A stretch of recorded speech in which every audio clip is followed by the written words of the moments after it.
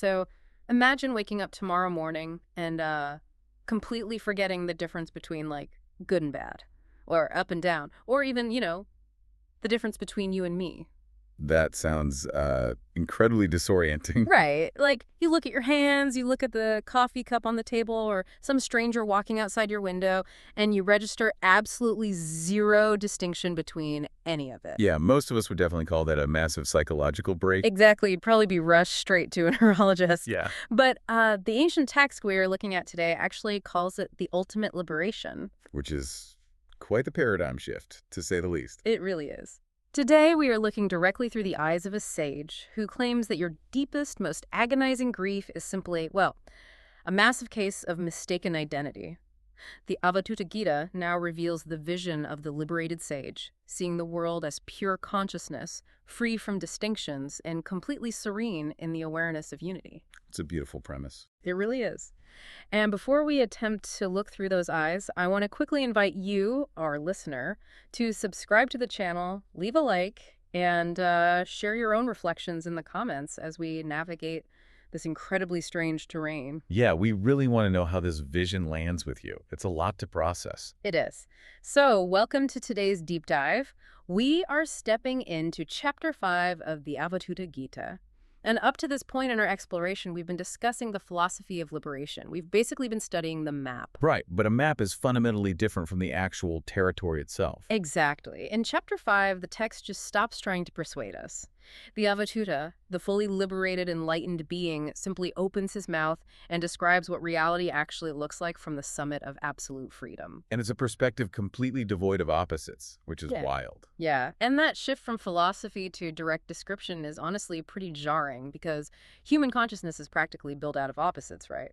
Oh, absolutely. I mean, we orient ourselves in space through up and down. We orient our morality through good and bad. And our identity through self and other. Right. So when a text presents a vision that is stripped of those binaries, it initially sounds like, well, a description of a void, like nothingness. But the Avadhuta insists it isn't a void at all. No, not at all. It is a state of profound natural serenity. We are essentially being invited to experience reality without the cognitive software we use to slice the universe into manageable pieces. Slicing the universe into manageable pieces, that's a really interesting way to put it. Yeah, it's what our brains naturally do. Well, the chapter opens with a verse that attacks that very tendency. It uses the sacred syllable, Om. And it says, the word Om is like the sky. It is not the discernment of the essence of high or low. Right, negating those spatial opposites right out of the gate. Yeah, and then it says, how can there be enunciation of the point of the word Om, which annuls the manifestation of the unmanifest? That's quite a mouthful. It is. I was trying to wrap my head around this enunciation line, and the best way I can picture it is trying to capture the entirety of the Pacific Ocean inside a tiny porcelain teacup. Oh, I like that analogy. Because the moment you scoop the water into the cup, you have water, sure, but you no longer have the ocean. Right, because the defining characteristic of the ocean is its vastness, its uncontainability. Exactly. The moment you try to speak the ultimate truth, to put a sharp, definable point on it, you've essentially placed it in a teacup. The teacup analogy works perfectly there, because language is inherently a tool of containment. How so? Well, when you use the word ocean, you aren't capturing the reality of the water. You are drawing a boundary around a concept so you can trade it with someone else in a conversation. Okay, that makes sense. Like, you cannot define the word light without leaning on the implicit concept of darkness, meaning in languages generated by contrast, by those opposites we were just talking about. Right. If there's no dark, light doesn't mean anything. Exactly. So the Avadhuta brings up Om because, well, in the Vedic tradition, Om isn't just a word. It is the primordial vibration of existence. And comparing it to the sky is very deliberate. Very. The sky contains everything but grasps nothing. It has no edges. So asking how someone can enunciate the point of the word Om is a rhetorical way of pointing out the absurdity of using contrasting language to describe a non-dual reality. Because you can't put a point on something that has no edges. Exactly. You just can't do it. And he pushes this even further in the very next verse. He references the Srutis, the sacred scriptures, specifically pointing toward the Upanishads, and brings in this massive historical declaration. The famous Tat Tavam Asi. Right, that thou art. The text says the scriptures prove that you, the listener, are indeed that. You are the supreme reality, completely devoid of any limiting adjuncts, and you are identical in all beings. That phrase, limiting adjuncts, is so crucial here. Yeah, let's pause on that because Yeah. it sounds like, I don't know, legal jargon. What exactly is a limiting adjunct in the context of human psychology? So in Sanskrit, the term is upadi, and a limiting adjunct is basically any condition or label you attach to your fundamental sense of being that artificially restricts it. Okay, give me an example. Think of a clear crystal placed right next to a bright red rose. Okay, I'm picturing it. The crystal appears red, right? The redness is the limiting adjunct. The crystal itself hasn't actually changed color at all. It is just reflecting its proximity to the flower. Oh, wow. Okay, I see where this is going. Yeah, so in psychological terms, your pure awareness is that clear crystal. Your job, your gender, your past trauma, your social status, your physical body, those are the roses. Wow. So you place your awareness next to a failing career, and suddenly you say, I am a failure. Exactly. The mind takes a temporary external condition and glues it to your core identity. Tat Kivamasi is the radical declaration that the crystal is fundamentally clear. You are the awareness itself, not the conditions reflecting upon it. Right, you are not the rose. Which makes the very next line he delivers feel like a sudden gut punch, honestly. Yeah, it really shifts the tone. After telling us we are the vast, unconditioned sky, he asks a question that becomes the emotional anchor for the rest of the text. He asks, why dost thou, who art the identity in all, grieve in thy heart? It's such a beautiful, haunting refrain. And he repeats it over and over. Why dost thou, who art the identity in all, grieve in thy heart? But, I mean, if a listener were to approach this text purely as a cosmic philosophy, this feels almost out of place. How do you mean? Well, why is a text concerned with the absolute formless nature of reality suddenly so fixated on human heartbreak? It seems like a weird pivot. Because a philosophy that doesn't address human suffering is just mental gymnastics. The Avadhuta isn't building a theoretical model here. He is performing a psychological intervention. So we have to look at the mechanism of grief itself. Exactly. Why do we grieve? We don't grieve merely because events happen. We grieve because we perceive a loss of something we believe is fundamentally separate from us, yet essential to our well-being. Oh, interesting. So grief requires distance. Right. Grief requires a subject who loses and an object that is lost. Yeah. It requires duality. If you lose a loved one, the profound agony stems from the experience that they were over there, you were over here, and the bridge between you is just gone. The grief is real, obviously, but the Avadhuta is suggesting the premise underneath the grief is flawed. Yes.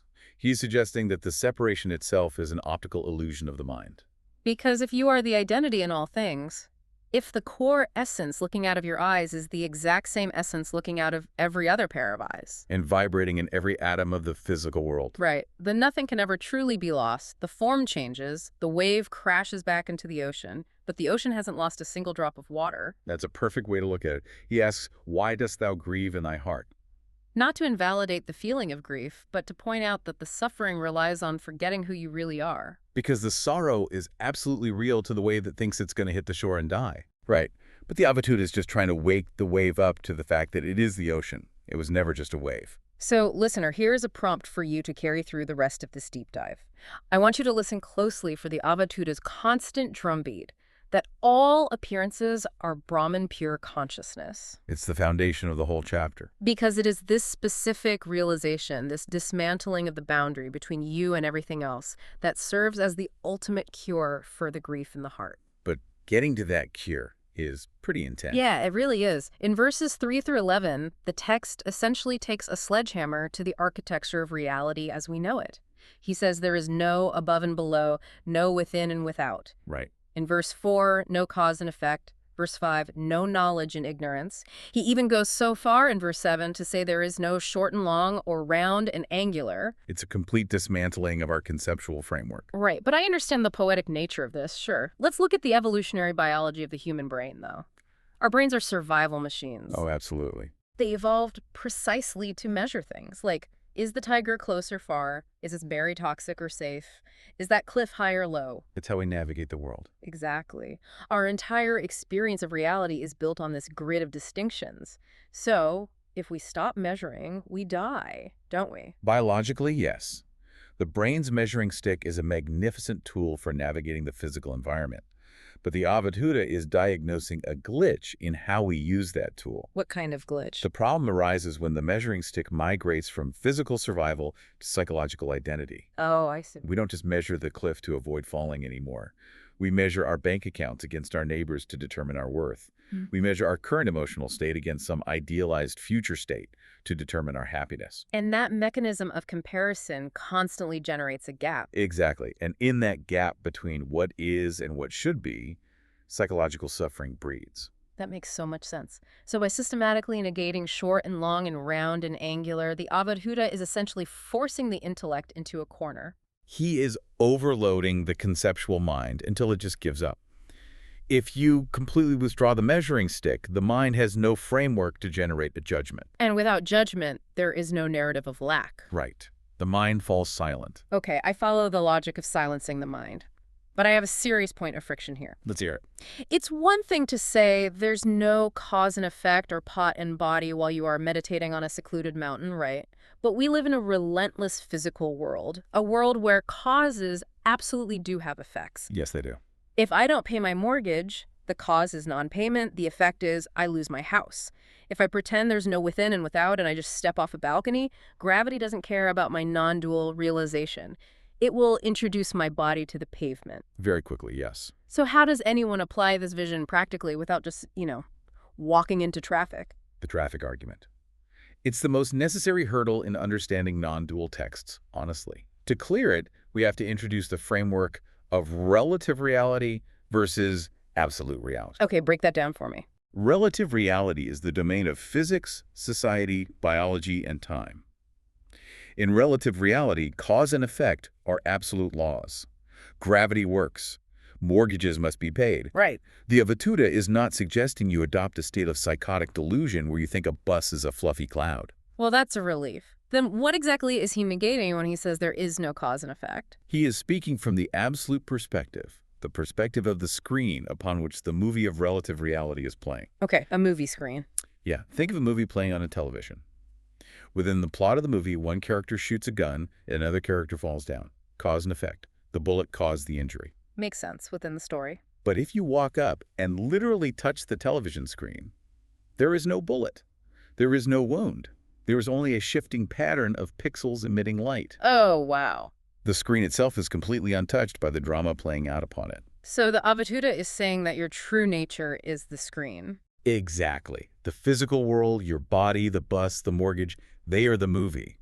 You still navigate the movie. You still look both ways before crossing the street because the character in the movie needs to avoid the bus. But you no longer suffer under the existential terror that the character's death is the end of you. Right. You are the screen, not the character. But wait, I have another pushback here. If I truly internalize that I am the screen and that everything happening to the characters is just a shifting pattern of light, doesn't that become a recipe for total apathy? That's a common concern, yeah. Because if it's all just clay acting as a pot and the pot breaks, why should I care? More importantly, why should I care if someone else's pot breaks? Right. If I see someone suffering, starving, or grieving, and my internal response is, well, there is no cause and effect, they are just the sky, it's all an illusion. I mean, I haven't become enlightened, I've become a sociopath. Doesn't this philosophy fundamentally kill human empathy? That is a brilliant pushback, and it highlights the real danger of adopting non-duality purely as an intellectual concept. Because it can be used as an excuse. Absolutely. If you use the idea of illusion as a shield to protect yourself from the pain of the world, that is spiritual bypassing. That is just the ego using philosophy to avoid vulnerability. Okay, so what does true realization look like then? True realization of this vision produces the exact opposite of apathy. Because apathy is actually the ultimate symptom of duality. Oh, so? Apathy says, that person is suffering over there, but I am safe over here. That is their problem, not mine. Right, it relies on separation. Exactly.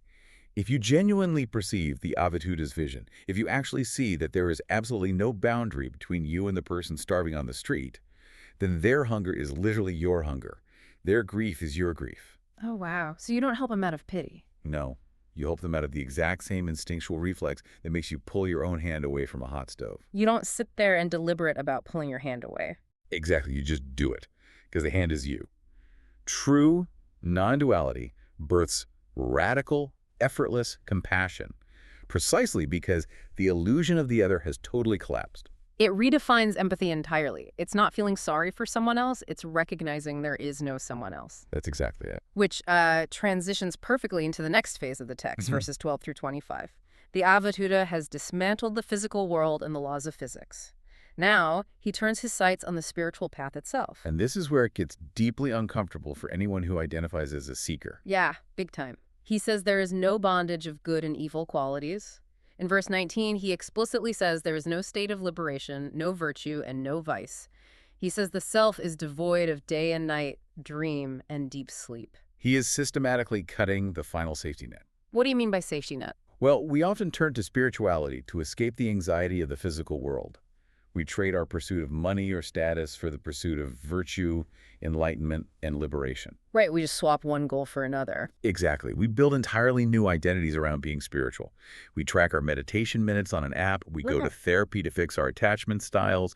We drink the right green juice, all in the service of climbing a ladder toward this mythical state called liberation. And the Avadhuta is essentially walking up to the ladder and kicking it over. He has to. Because the very act of seeking liberation reinforces the premise that you are currently bound. Oh, I see. It reinforces the duality of me, the broken, flawed human in the present, and the enlightened version of me waiting somewhere in the future. Wow. So as long as you are seeking, you are operating under the assumption that your fundamental nature requires fixing. Yes, and the Avadhuta is screaming, there is nothing to fix. You are already the pure, vast sky. You cannot achieve the sky. You cannot do enough yoga to become the sky. That makes me think of an analogy. Imagine being trapped in a prison cell. You spend your entire life studying lockpicking. You practice holding your breath so you can sneak past the guards. You meditate to become a more virtuous prisoner so the warden will eventually grant you parole. You expend massive amounts of life force trying to solve the problem of your captivity. A very exhausting existence. Right. And then the Avadhuta walks up to the bars of your cell. You expect him to hand you a file or a key, but instead he just points out that the lock, the bars, the guards, and the walls of the prison are entirely made of smoke. I love that. A prison made of smoke. Because you don't need a key to a door made of smoke. You just walk right through it. But as long as you believe the lock is solid iron, you will keep trying to pick it.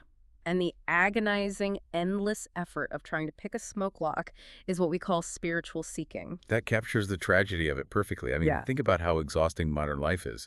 We are obsessed with optimization. Oh, completely. The self-help industry thrives on the premise that you are a renovation project that is just never quite finished. There is always another trauma to unpack, another habit to break, another morning routine to master. It never ends. It doesn't.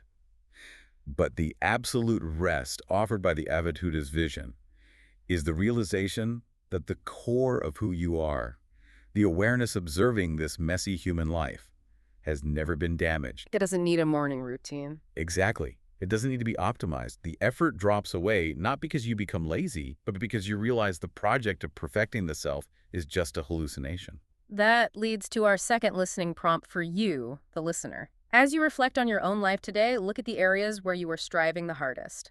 Listen to the Avadhuta's assurance that true freedom lies beyond virtue, vice, and even the desire for liberation itself. It's a terrifying yet profoundly peaceful possibility. Yeah, just consider the possibility that there is no future state where you finally arrive. You are already here. You're already the sky.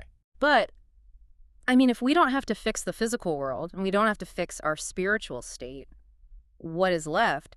How does someone actually live from this vantage point? Well, this brings us to the verses spanning 26 through 31. Right. The text introduces two major concepts here, the mirage and effortless living. He describes the self as pure, vast, and homogeneous like the sky. And then he brings in the Vedas, stating they declare the universe is made of ether and is like a mirage. Yes, the mirage. Let's unpack that, because it's a trope in Eastern philosophy, but I feel like it gets widely misunderstood as meaning the world is literally invisible or just doesn't exist at all. Oh, it is the most abused metaphor in spirituality, hands down. Okay, clarify it for us. If you are dying of thirst in a desert and you see a shimmering oasis on the horizon, you are actually seeing something. The mirage is a real optical phenomenon caused by the refraction of light through hot air. Right. It's not a hallucination in your brain. A camera would capture the exact same shimmering image. Exactly. The falseness of the mirage is not its appearance. The falseness is your mind's interpretation of that appearance. Oh, okay. Your mind looks at the refracted light and says, that is water. That will save my life. And if you run toward it, carrying your cup, desperate for salvation, you will eventually just plunge your hands into dry, scorching sand? Yes. And the Avadhuta is using this to explain how we interact with the material world. Let's apply that to a modern, everyday scenario. Mm-hmm. Let's say I am up for a massive promotion at work. I've wanted it for years. My mind creates a narrative. If I get this promotion, I will be secure, I will be respected, my anxiety will vanish, I will finally be happy. We all do that, yes. So how does the Mirage fit in there? Well, the job itself, the salary, the new title, those are real phenomena occurring in relative reality. But the salvation you have projected onto the promotion is the Mirage. The job is just refracted light. It cannot quench your existential thirst. Because if you get the promotion, you will feel a dopamine hit for a few weeks, maybe a few months. But then the baseline anxiety just returns. Exactly. You will start worrying about being fired. Or you will immediately set your sights on the next promotion. You plunged your cup into the Mirage and came up with sand. So the Avadhuta is not telling you to quit your job or stop participating in society? Not at all. He is telling you to stop demanding that the world provide you with permanent spiritual fulfillment. You can enjoy the Mirage. You can appreciate the beautiful, shimmering colors of life. But when you know it's a mirage, you stop running at it with a desperate, frantic energy. Right. You stop asking the world to be something it physically cannot be. Which is a perfect segue into how he describes the sage's existence. Yeah. Effortless. Effortless living in awareness. But there is a massive paradox sitting right in the middle of this section that we really have to wrestle with. Let's hear it. In verse 28, the Avadhuta says explicitly that the ultimate truth is devoid of teacher and disciple. Yes, he does. But we are currently spending an hour doing a deep dive on a text written by a teacher, intended for a disciple, to learn a truth that claims teaching doesn't exist. It is quite the contradiction. If I am the student and I read the text and the text says there is no student and no text, how am I supposed to process that? Do I just throw the book against the wall? How do we reconcile this? You are hitting the bedrock of non-dual pedagogy here. It is an intentional structural contradiction. Intentional. Yes. And the tradition handles this through a very specific psychological mechanism, often illustrated by the analogy of the thorn used to remove another thorn. Okay, walk us through the mechanics of that. I want to picture this. Imagine you are walking barefoot through a dense forest, and you step on a massive, jagged thorn. It embeds itself deep in your heel. The pain is blinding. Ouch. Okay? This first thorn represents ignorance.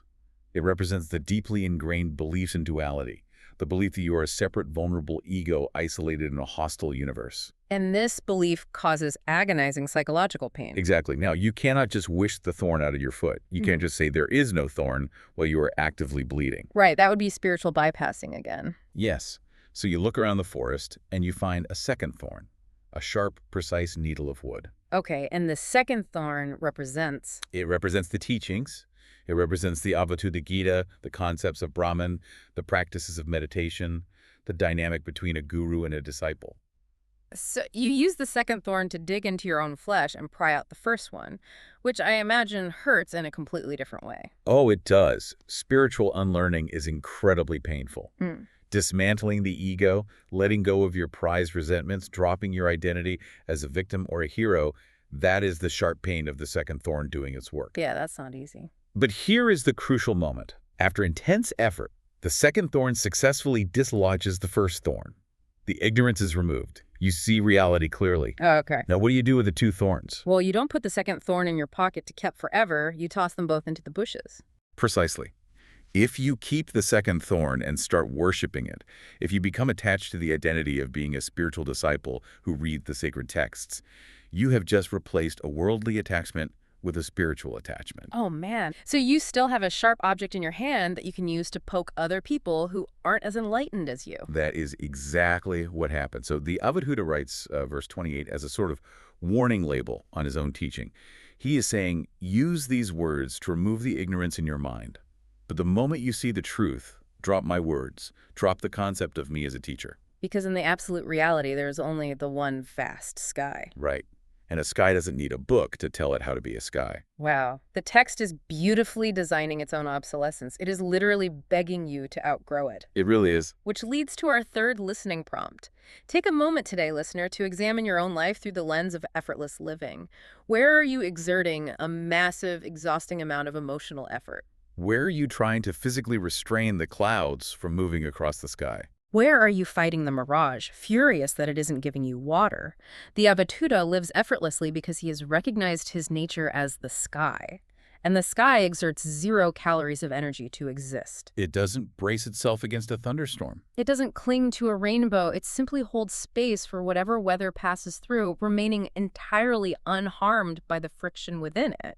And when you stop bracing yourself against the weather of your own life, you're passing sadness, you're passing joy, the actions of other people, you discover a foundational peace that was there the entire time. It was just obscured by your own resistance. Just obscured by your own resistance. That is really powerful. It changes everything. And that brings us to the final verse of chapter 5, verse 32. It's a single verse that concludes this massive deconstruction of reality, and it does so with a word that feels, honestly, almost comical. Great word. It reads, "Where one knows nothing, there is verily no versification.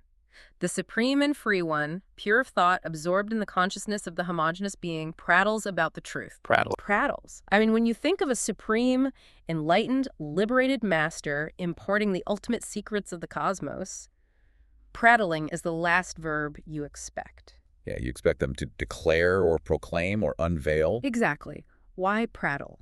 Well, the translation captures the profound humility and the almost playful humor of true realization. Look at the phrase, "Where one knows nothing, there is no versification." What does versification imply there? Versification means structuring your words perfectly, calculating the meter, ensuring it sounds poetic and profound. It is a highly intellectual, ego-driven activity. Okay. But the sage knows nothing. And this isn't a lack of intelligence. It means the sage has emptied the teacup entirely. They're no longer holding on to any conceptual frameworks. They aren't trying to defend a philosophical position. Right, they aren't trying to sound smart. Because they have no identity left to protect. Exactly. Without an ego to protect, the filter between consciousness and expression just vanishes. I mean, how does a toddler speak? A toddler babbles. Toddler prattles. Right. They make sounds just for the pure joy of making sounds. They don't care if the grammar is correct. They aren't trying to manage your perception of them. Wow. The Avadhuta is saying that when you are fully absorbed in the boundless unity of existence, words become delightfully inadequate. You know that no matter what you say, you can't capture the ocean. So you just speak spontaneously from the heart. You prattle. It's the purest, most innocent form of expression because it is entirely free of an agenda. Exactly. I think the resonance of this specific word for us living in the modern world is just staggering. I mean, think about how we communicate today. We live in an era of hyper-calculated communication. Oh, completely. Every interaction is managed. Every email to a boss is drafted and reread. Huh? Every social media post is curated, filtered, and optimized for likes. Every text message to someone we are dating is analyzed for subtext. We are constantly, exhaustingly versifying our lives. That's a great way to put it. We are terrified of saying the wrong thing, of looking foolish, of slipping up and revealing that we are messy, vulnerable humans. We spend so much energy managing the avatar we've created in other people's minds. And it is a cage of our own making. And the bars of that cage are constructed entirely out of the fear of judgment. But remember what we established earlier, judgment requires measurement. Right. Good versus bad. Success versus failure. Exactly. When the sage drops the measuring stick, the fear of judgment just evaporates. You can't be embarrassed if there's no standard to fall short of. You can just exist. The Avadhuta is essentially offering us a radical permission slip to drop the mask. He is showing us that true peace isn't found in finally curating the perfect identity. No, peace is found in the sudden, shocking realization that the identity you are working so hard to protect is just a shadow on the wall. Yeah.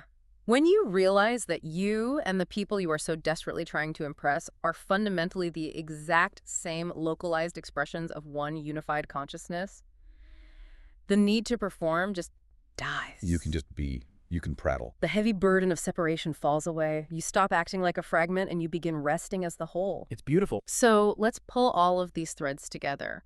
We've gone from the primordial vibration of Om to the psychology of a smoke prison to a sage prattling like a child. It's been quite the journey today. It really has. And the ultimate takeaway of Chapter 5 is a vision of unbreakable unity. The Avadhuta is asking us to look at a fractured, complicated, agonizingly beautiful world and see the pure, undivided self shining through every single piece of it. And by seeing that unity, we cut the root of our existential grief. We stop mourning the breaking of the pot because we remember that we are the indestructible clay. We stop demanding water from the mirage and we rest in the effortless expanse of the sky. Exactly. Listener, if this deep dive challenged you, if it sparked a new way of looking at your own suffering or your own striving, please hit that subscribe button, leave a like, and tell us in the comments. We really want to know which concept struck the deepest chord today. Was it the idea of empathy without duality? The lock made of smoke. Or maybe the freedom of prattling. Just share it with us. And as we close today's session, I want to leave you with one final lingering thought to carry into your week. Let's hear it. We spent a lot of time discussing the vastness of the sky today. And the Avadhuta insists, without compromise, that your true nature is as boundless, pure, and untouched as that sky. So I ask you, if the Avadhuta is right, and you are indeed already the vast, boundless sky, what specific part of your life are you currently treating like an inescapable cage, simply because you forgot you could fly right through the bars? Wow, a prison made of smoke. Next time, we will continue our journey into the Avadhuta Gita with Chapter 6, where the text pushes the boundaries even further into the supreme reality, and we witness the utter collapse of all comparisons.